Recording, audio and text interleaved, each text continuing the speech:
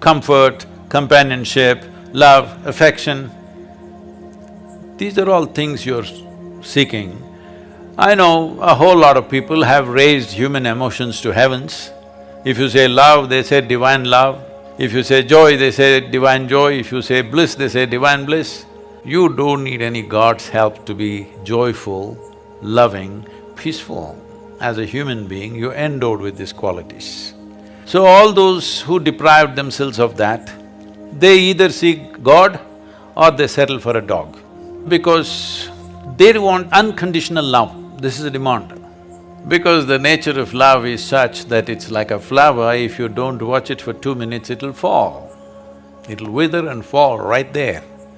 Either you want to let it fall, or you have to nourish it every moment, or you have to concretize it. That means you take a picture and keep it on your phone screen, or you institutionalize it with marriage or this or that.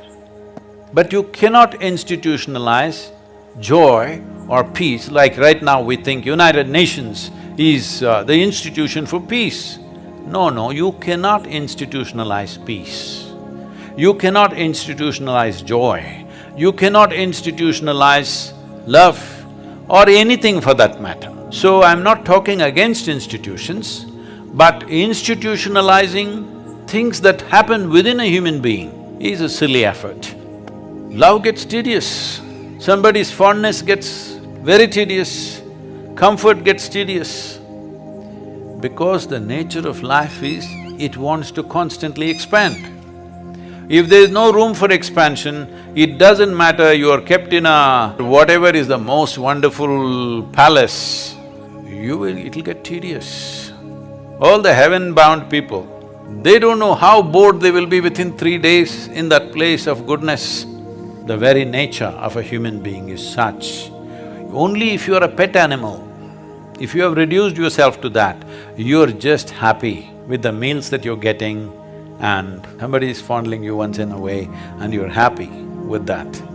For that you must be a pet animal, you should not be born as a human being. Once you're born as a human being, it is natural wanting to break barriers. The barriers are not really physical. Whether you build your own house or you live in your parents' house or you live in a slave master's house, the house and walls are not the barrier. It is all within us. Before you realize that, or how soon you realize that, will lead to either transformation or frustration. See, do not separate seekers and non-seekers. Everybody is a seeker. Some quickly compromise, some endure. There is nobody who is not a seeker. Some seek and forage within their own limitations, some seek in a safe manner, some seek dangerously. But there is nobody who is not a seeker, everybody is a seeker.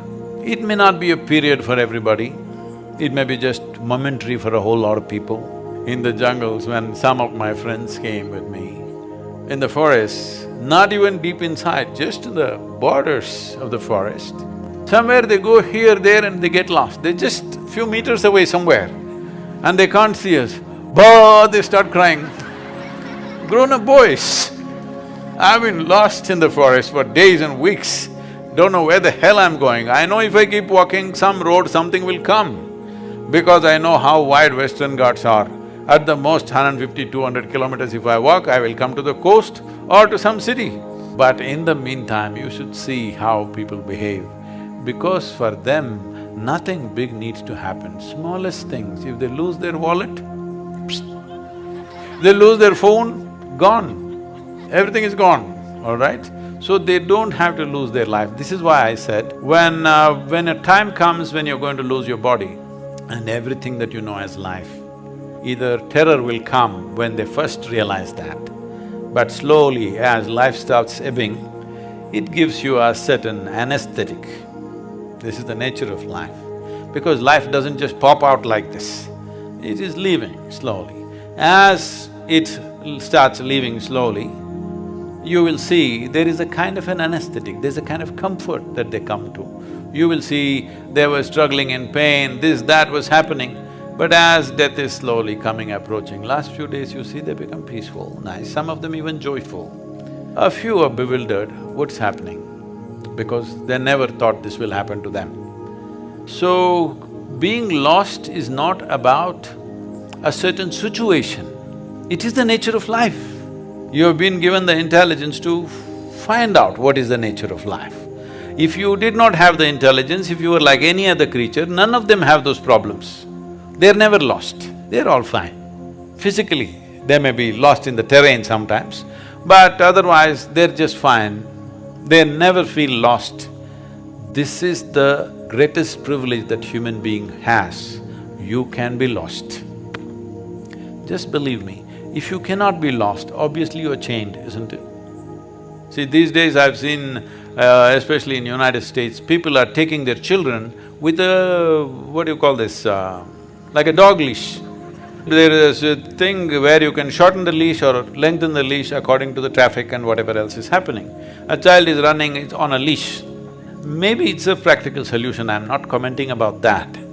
But one who is on the leash or a chain cannot be lost, isn't it? You need to understand, being lost is a great privilege because you are not on a chain.